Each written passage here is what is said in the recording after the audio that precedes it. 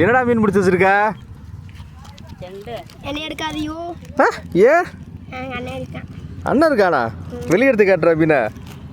கையில் எடுத்து காட்டுறா. எடுறா. என்ன பிடிச்சி வச்சிருக்க மீனா? எடுக்க மாட்டா? நீ எடுத்து காட்டுறா.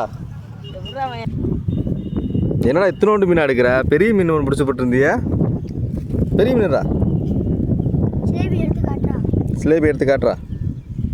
கடிச்சு தின்று அந்த பல்ல வச்சு அப்படியே எடுறா.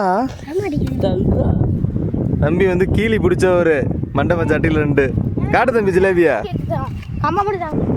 சார் சூப்பராக இருக்கடா ஜிலேபி மீன். எத்தனை நாள் லீவு?